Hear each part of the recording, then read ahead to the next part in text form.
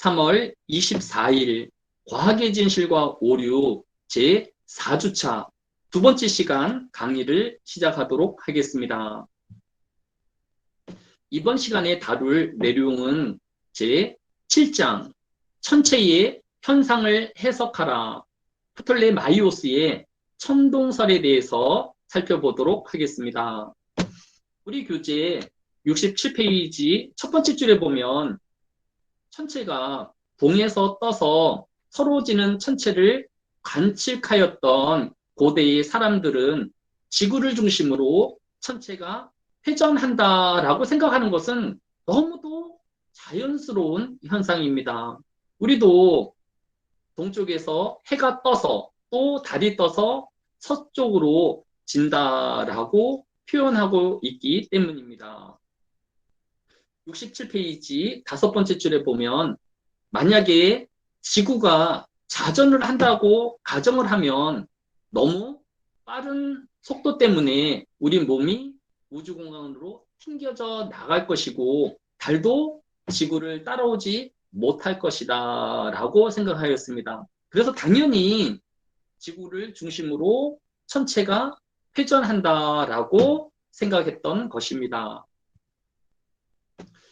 67페이지 교재 밑에서 세 번째 줄에 보면 에우독소스라는 사람이 기원전 4세기에 최초로 동심청구설, 즉 지구를 중심으로 천체들이 회전한다라는 가설을 최초로 발표한 것을 볼 수 있습니다.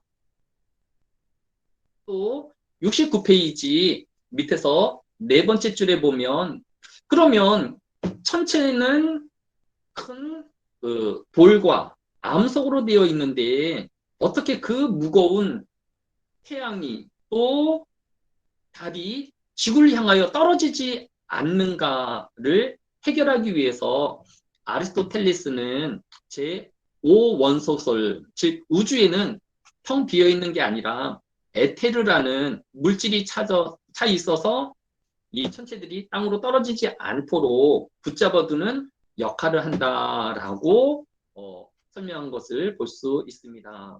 원래 아리스토텔레스는 지구의 물질은 물, 흙, 불, 공기 이 네 가지의 비율에 따라서 서로 다른 물질이 생긴다라고 발표를 하였는데 천체가 지구에 떨어지지 않는 그 원인을 설명하기 위해서 제5원소설로 에테르라는 그런 가설을 세운 것을 볼 수 있습니다. 우리 교재 71페이지 다섯 번째 줄에 보면 에우독소스는 동심 청구설로 총 27개의 청구의 회전 운동을 설명하였습니다. 마치 양파 껍질처럼 각각의 천체는 자신의 층이 있는 거예요. 그래서 그 층에서만 움직이기 때문에 다른 천체하고 부딪히거나 또 방해하지 않고 자기의 궤도를 움직인다라고 하였습니다. 그러면서 이 에우독소스는 이 천체의 순서를 지구, 달, 태양, 수성, 금성, 화성, 목성, 토성의 순서대로 이렇게 자신의 스승인 플라톤이 이 에우독소스에게 가르쳐 줬어요. 그런데 이 에우독소스가 자신이 연구하고 관찰한 결과를 바탕으로 하여서 지구, 달, 수성, 금성, 태양, 화성, 목성, 토성으로 순서를 바꾸었습니다. 단장. 네. 네, 우리는 이제 여러 과학의 문물을 통하여서 이런 천체의 순서를 우리가 알고는 있는데 이 에우독소스는 어떻게 수성과 금성이 태양보다 더 가까이 있다라는 것을 알았을까요?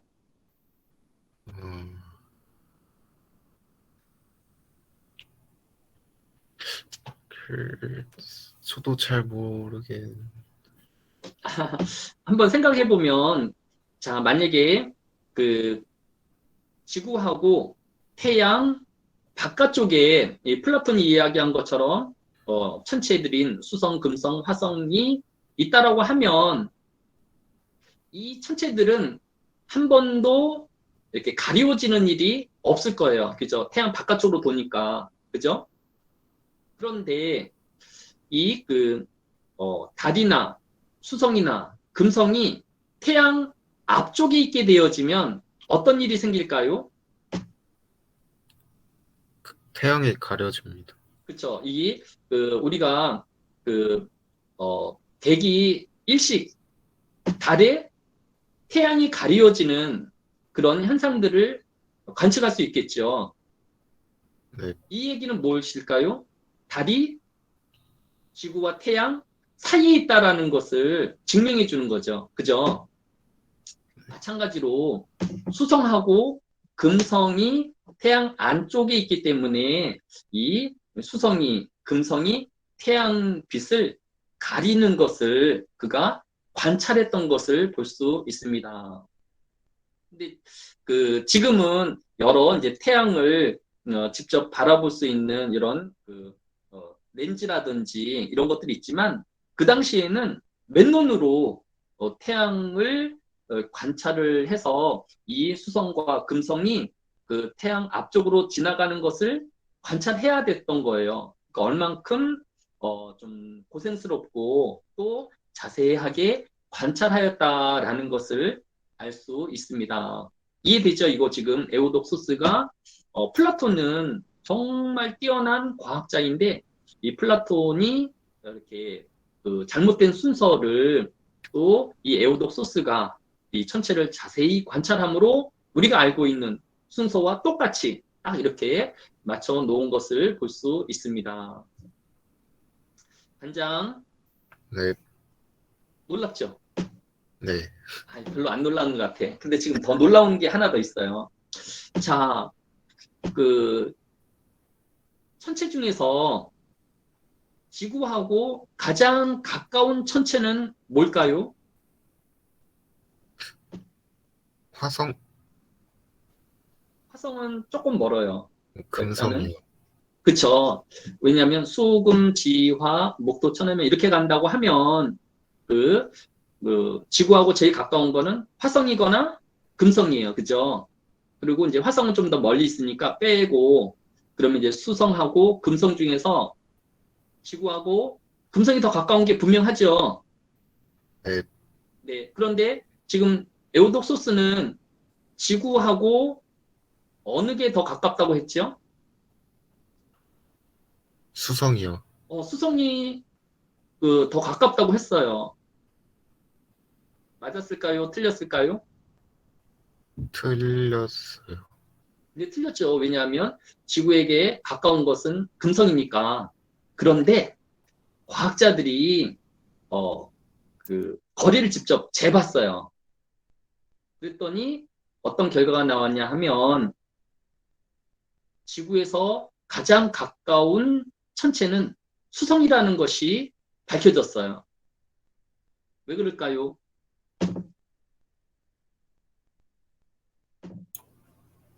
수성이 더 작아서 그런 거 아닐까요? 눈에 작은 보이는 것하고 거리하고는 상관이 없죠. 그런가요?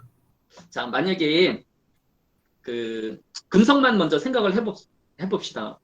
자, 지구하고 금성이 제일 가까울 때는 지금 제일 근접점에 있겠죠. 그죠? 그런데 이 금성이 반대편으로 갔을 때는 수성이 가깝겠어요? 금성이 가깝겠어요? 수성이요. 그렇죠. 왜냐하면 금성은 좀 큰 원을 그리고 있고 수성은 그 태양의 작은 원을 그리고 있으니까 반대편으로 갔을 때 보면 어, 금성이 더 바깥쪽에 있고 수성이 안쪽에 있으니까 지구에서 보면 수성이 더 가깝게 되는 거죠. 요거 이해돼요? 네.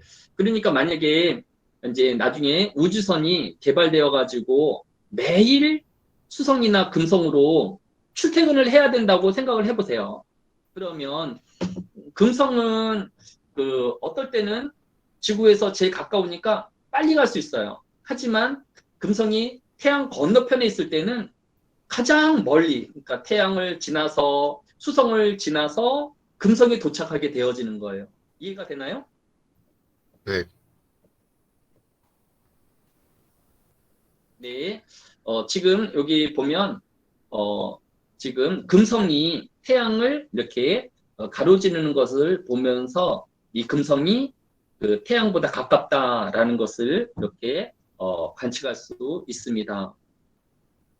네, 또 수성이 또 태양을 또 이렇게 그 가로지르는 걸 봐서 수성이 더 가깝다는 것을 알 수 있고요.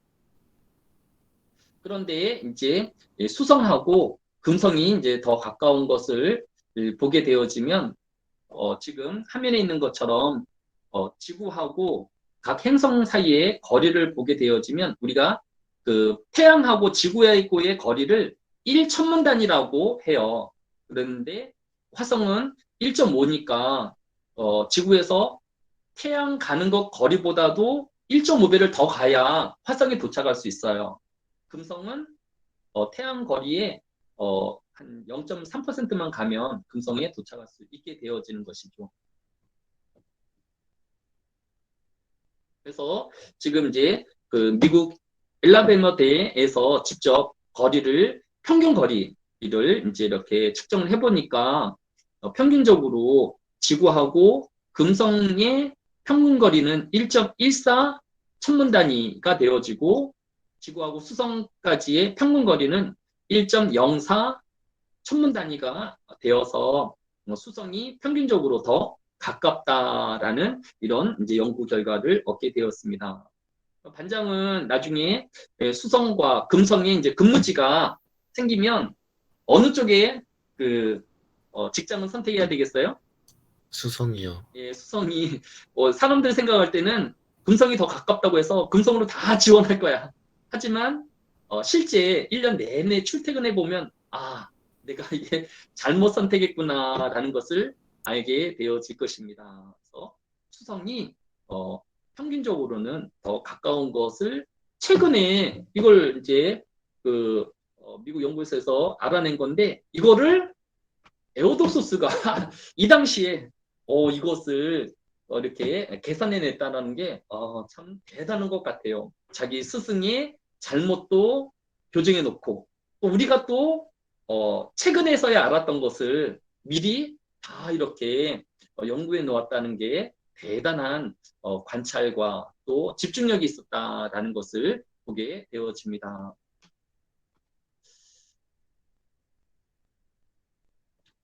교재 70페이지 네 번째 줄에 보면 천동설의 약점이 무엇이냐면 해성이에요. 이 나머지 뭐 달이라든지 금성이라든지 수성 같은 경우는 자기 궤도를 도는데 해성은 이게 없는 거죠. 그냥 그 천체를 그냥 꿰뚫고 지나가가지고 다시 빠져나가는. 그래서 이 해성은 우리가 그 우주가 이런 그 양파 껍질처럼 각각의 천체가 다니는 길이 따로 있다라고 생각하는 것을 완전히 뛰어넘는 이런 그 약점을 보이고 있는 것을 볼 수 있습니다. 두 번째, 이 천동설로 설명할 수 없는 것 중에 하나가 행성의 역행 현상이에요. 이 행성의 역행 현상이라는 것이 뭐냐 하면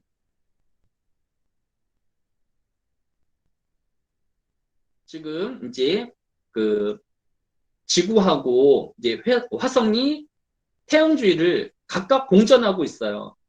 그런데 이 공전 주기가 똑같으면 이런 일이 생기지 않는데 그 화성의 공전 주기보다 지구의 공전 주기가 더 빨라요. 그러니까 이 지구가 화성을 앞질러 가게 되어져요. 이때 앞지르게 될 때에 우리 지구에서 보게 되어지면 이 별의 그 위치가 이 화성의 위치하고 바뀌는 역전되어지는 이런 현상을 보게 되어집니다. 이것이 그 천체의 이해할 수 없는 일이었는데 그래서 이것을 설명하기 위해서 이 과학자들은 이 주전원이라는, 즉 행성들이 이 지구도 위를 그냥 도는 것이 아니라 스스로 작은 원들을 그리면서 또 이 전체를 돈다는 이심원과 주전원으로 설명하고 있는 것을 볼 수 있습니다. 그래서 이렇게 이 주전원을 돌 때에 행성이 거꾸로 가는 것처럼 이렇게 지구에서 관찰될 수 있다라는 것이죠. 근데 이 주전원과 이심원은 그 천동설을 말하기 때문에 나타나는 이런 없는 이론인 것이죠. 실질적으로는 어, 그 지구가 또 그 우주를 움직이는 것으로 볼 수 있습니다. 이처럼 이제 그 행성의 역행 현상을 우리가 그 천동설의 약점으로 이렇게 그 설명하는 것을 볼 수 있습니다. 자, 여기까지 이제 천체 해석에 대해서 이제 살펴보았고요. 우리 좀 워크숍한 내용들을 한두 번만 좀 더 살펴보고 마치도록 하겠습니다. 잠깐 우리 몇 명이나 참여했는지 한번 볼까요?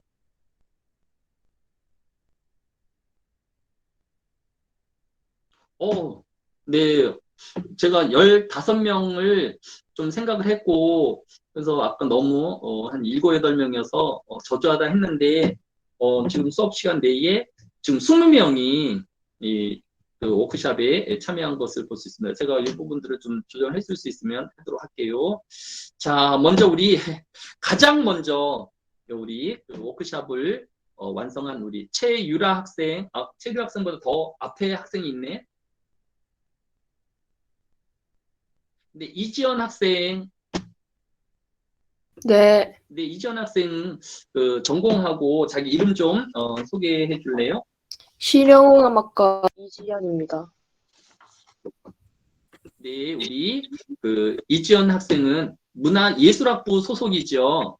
네, 네, 문화예술학부 내에 실용음악 학부를 전공하고 있는 것 같아요. 그죠? 네, 네, 실용음악 안에서도 이런 뭐 악기라든지 아니면 성악이라든지 이렇게 분류가 있을까요? 네. 그러면 우리 이지연 학생은 세부 전공이 뭘까요? 저는 보컬 전공입니다. 아, 네. 지금 이제 그, 어, 가수를 또 아니면 음악인을 이렇게, 생각하고 있는 거죠. 어떤 쪽으로 진로를 생각하고 있나요? 아직 딱히 정해진 거는 없는 것 같아요. 네, 뮤지컬을 하고 싶다든지 아니면 어떤 이제 뭐 고전 그 음악을 하고 싶다든지 아니면 뭐 트로트 가수를 하고 싶다든지 뭐 분야는 없을까요? 그냥 대중음악을 하고 싶습니다. 사람들이 쉽게 따라할 수 있고 또 함께 할 수 있는 그런 대중음악을 목표로 지금 계속 연습하고 있고 또 실력을 쌓아가고 있네요. 자, 이렇게 음악을 또 이렇게 보컬을 전공하고 있는 이지연 학생이 눈에 띈 책은 어떤 책이었나요? 책 제목이 뭘까요? 어, 저는 기분이 태도가 되지 않게라는 책을 골랐습니다. 기분이 태도가 되지 않도록, 그러니까 어떻게 생각하면 내가 조금 우울하거나 화가 나게 되어지면 거칠게 이렇게 행동을 하게 되어지고 또 내가 기분이 좋으면 상냥하게 또 주변 사람들을 배려하는 이렇게 행동하는 것이 이제 일반적이긴 하죠. 네, 네, 그런데 저자는 그렇게 자신의 감정도로 태도를 보이는 것이 좋다는 건가요? 좋지 않다는 건가요? 좋지 않다는 것. 그래요. 자, 그럼 어떤 내용인지 우리 책 내용 뭐 석 줄이지만 제가 좀 화면에 띄웠는데 볼 수 있나요, 지금? 잠깐만요, 제가 이거 좀 조절해 줄게요.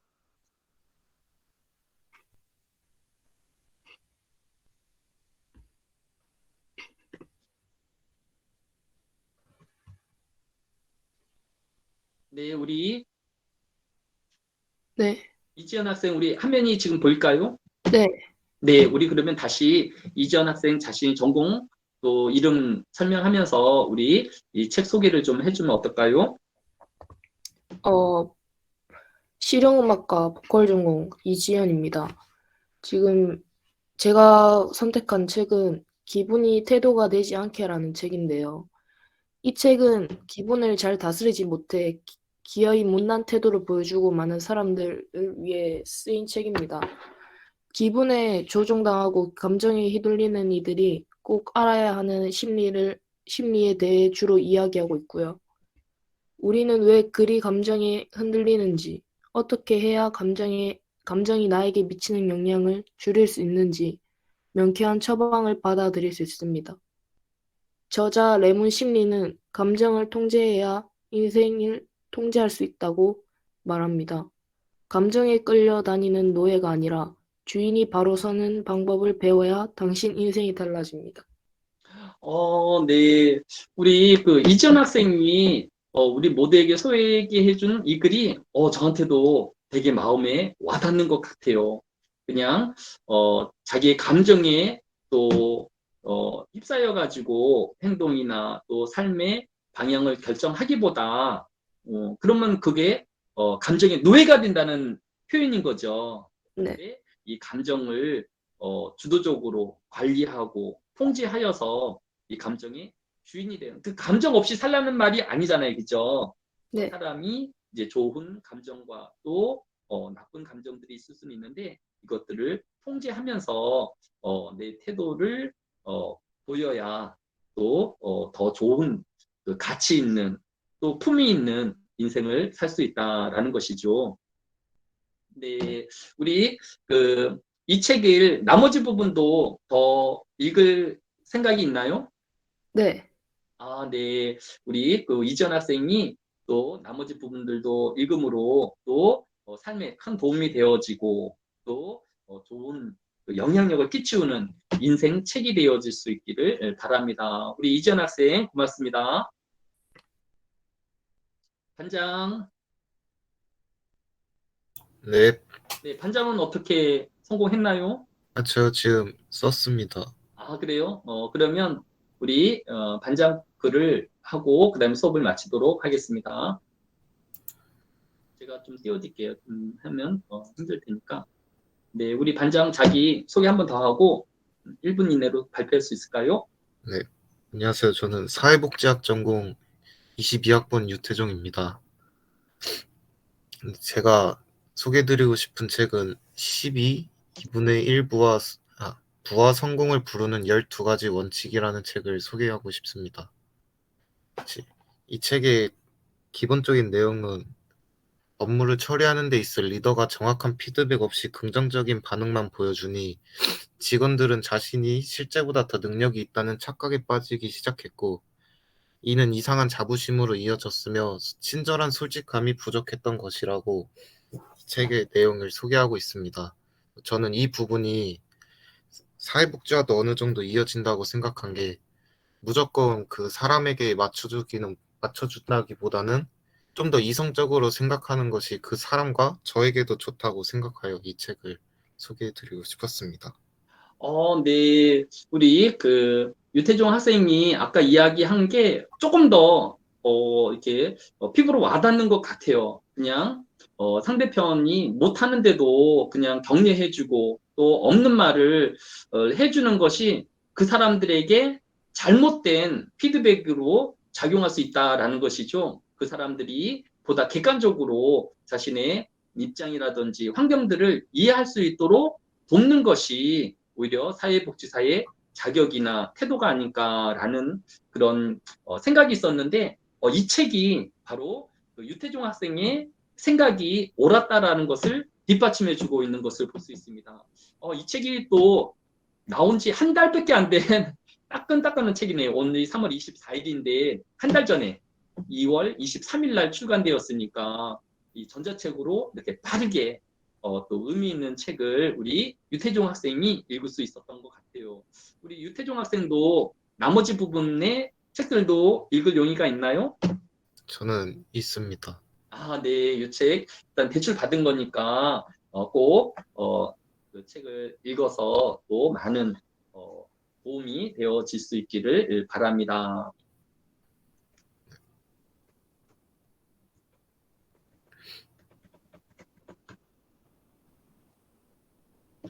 네, 오늘 여기까지 수업을 하도록 하겠습니다. 오늘